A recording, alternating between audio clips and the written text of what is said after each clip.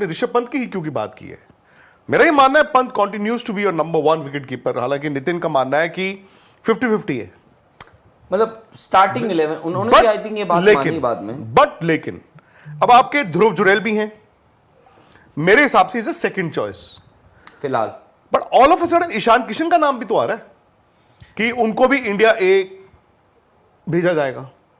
India ए में भेजा जाएगा सर, वो डिफरेंट चीज है, लेकिन वो मेन टीम के सेटअप के साथ तो फिलहाल उनको सर देखो, इंडिया ए में रिहैबिलिटेशन तो है ही है ना। हाँ वो है, वो तो होगा, रिहैबिलिटेशन हो रही है। मुझे एक सिंपल सी चीज बताइए, चलिए मैं मान लेता हूं कि अगर, चलिए फर्ज कीजिए अगर इंडिया ए की उस टीम के साथ ईशान किशन को नहीं भेजा जाता है, फॉर एग्जाम्पल, आपके उस विकेट कीपर कौन है? ध्रुव जुरैल।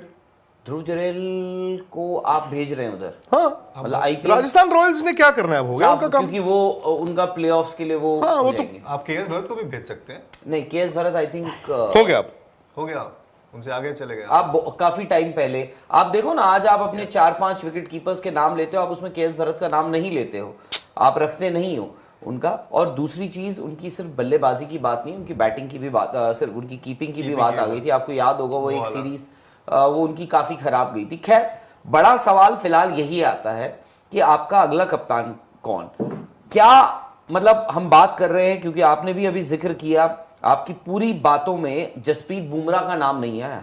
आपने 2 नाम लिए, आपने शुभमन गिल का, चलिए मैं एलिमिनेशन पे जाता हूं, आपने शुभमन गिल का नाम लिया, आपने केएल राहुल का नाम लिया, बट आपने बुमराह का नाम नहीं लिया। मैं वही तो कह रहा हूं। आप भाई ऋषभ पंत पे बात आ गई, पंत मेरे ख्याल से एज ऑफ नाउ चॉइस नहीं है। 4 अगर आपके पास नाम है सर, केएल राहुल मेरे हिसाब से बड़ा लॉजिकल थे कप्तानी के लिए, बट उनका भी नहीं है।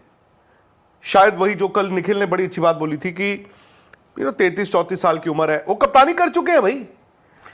दूसरी बात ये, मैं केएल का ये कहूंगा कि एक्चुअली अगर इंडियन क्रिकेट इस स्थिति में नहीं होता तो केएल राहुल की कप्तानी आप छोड़े, जगह पे भी डिबेट होना चाहिए। मैं बोलता हूँ क्यों, एग्जैक्टली क्योंकि केएल राहुल बीजीटी से पहले ड्रॉप थे, बीजीटी में वो आए, उन्हें मौका मिला, शुरुआत उन्होंने अच्छी की, हमने तारीफें भी की, लेकिन अंत उनका वैसे हुआ कि बीजीटी की उनकी एवरेज 30 के करीब है।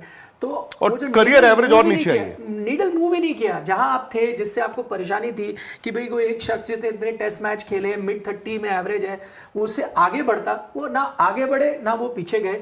अगर आपका हेल्थ अच्छी होती इंडियन टेस्ट क्रिकेट की, जैसे हमेशा होती थी, जब हम 8-9 नाम लिख ही लेते थे, उस स्थिति में केएल राहुल की जगह पे डिबेट होना चाहिए था। लेकिन आज ऐसा हाल है कि हम 3 पीएसएल सीजन 2025 भी रीस्टार्ट होने वाला है, लेकिन पीएसएल रीस्टार्ट होने का फायदा तो उन टीमों को होगा जो कि टॉप 4 में जाने के लिए क्वालिफाई करने के लिए मुकम्मल रेडी बैठेंगे, यानी कि कोटा ग्लैडिएटर, उसके बाद इस्लामाबाद यूनाइटेड, कराची किंग और लाहौर कलंदर। पेशावर ज़ल्मी और मुल्तान सुल्तान ऑलमोस्ट पीएसएल से बाहर हो चुकी हैं। मुल्तान सुल्तान तो 100% बाहर हो चुकी है, बहरहाल पेशावर ज़ल्मी कुछ चंद % का चांस अभी बाकी है। लेकिन मुल्तान सुल्तान वो टीम है कि जिसके कप्तान थे मोहम्मद रिजवान वो खिलाड़ी के जो कि टीम पाकिस्तान के अंदर बहुत अहम किरदार अदा करते थे, वो भी मुकम्मल तौर पर फ्लॉप नजर आए। पेशावर ज़ल्मी वो टीम के जिसके अंदर बाबर आजम, साइम अयूब, उसके अलावा मोहम्मद हारिस जैसे मेन खिलाड़ी मौजूद हैं। ये 3 वो खिलाड़ी हैं कि जिनके बेस पर पाकिस्तान टीम कोई भी बड़े इवेंट में टीम जाते हैं, क्योंकि बाबर आजम और मोहम्मद रिजवान के 2 अगर खिलाड़ियों की पार्टनरशिप लग जाए तो T20 ODI फॉर्मेट के अंदर पाकिस्तान टीम की जीत का कभी इम्कान हो जाता है। लेकिन T20 फॉर्मेट की तरह PSL के अंदर इन दोनों टीमों का जो मेन खिलाड़ी थे वो भी फ्लॉप नजर आए। हाँ, कुछ मैचेस में 2 खिलाड़ियों ने परफॉर्म किया, लेकिन उनकी परफॉर्मेंस कुछ खातिर अच्छी ना रही थी। मोहम्मद रिजवान ने स्कोर तो बहुत मारे, लेकिन उनका strike rate below the average था, इतना कम के ना होने के बराबर था।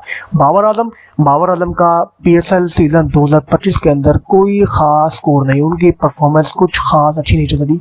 तो क्या अब देखना यही पड़ेगा कि आगे चलकर जो आगे बांग्लादेश की तरफ सीरीज आ रही है फैसलाबाद में जो खेली जाएगी, इसके अलावा जो आगे चलकर T20 world cup, Asia cup आएगा, उसके अंदर पाकिस्तान टीम इन्हीं खिलाड़ियों से रहेगी, क्योंकि पाकिस्तान टीम के जो मेन खिलाड़ी हैं वो PSL के अंदर बुरी तरह फ्लॉप हुए हैं। हाँ, जो कि इमर्जिंग टैलेंट था, जैसे कि हसन नवाज कराची किंग के अलावा कोटा ग्लैडिएटर के, ये हसन नवाज वाहिद खिलाड़ी है कि जिसने बहुत शानदार परफॉर्म किया है। यानी कि 2 फंसे हुए हैं। एक तो सबसे बड़ा पेच ये फंसा हुआ है कि भाई वो इंडिया ए के वो प्लेयर्स होंगे सारे जब टीम का ऐलान होगा, जो आईपीएल का लास्ट हफ्ता नहीं खेल रहे होंगे। करेक्ट।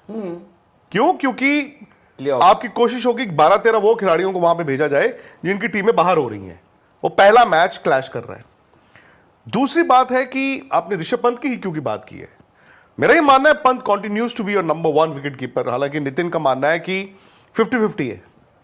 मतलब स्टार्टिंग 11 उन्होंने भी आई थिंक ये बात मानी बाद में। लेकिन अब आपके ध्रुव जुरैल भी हैं, मेरे हिसाब से इज अ सेकंड चॉइस फिलहाल। But all of a sudden Ishan Kishan का नाम भी तो आ रहा है कि उनको भी इंडिया ए भेजा जाएगा।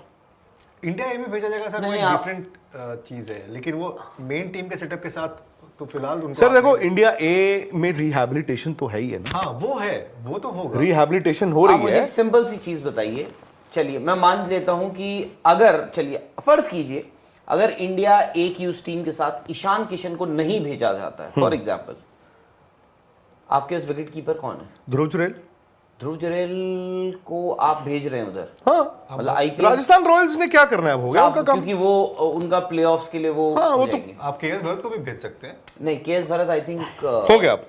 हो गया, उनसे आगे चले गए। आप काफी टाइम पहले आप देखो ना, आज आप अपने 4-5 विकेट कीपर्स के नाम लेते हो, आप उसमें केएस भरत का नाम नहीं लेते हो, आप रखते नहीं हो उनका। और दूसरी चीज, उनकी सिर्फ बल्लेबाजी की बात नहीं, उनकी बैटिंग की भी बात, सिर्फ उनकी कीपिंग की भी बात आ गई थी। आपको याद होगा वो एक सीरीज वो उनकी काफी खराब गई थी। खैर, बड़ा सवाल फिलहाल यही आता है कि आपका अगला कप्तान कौन, क्या मतलब हम बात कर रहे हैं, क्योंकि आपने भी अभी जिक्र किया, आपकी पूरी बातों में जसप्रीत बुमराह का नाम नहीं आया।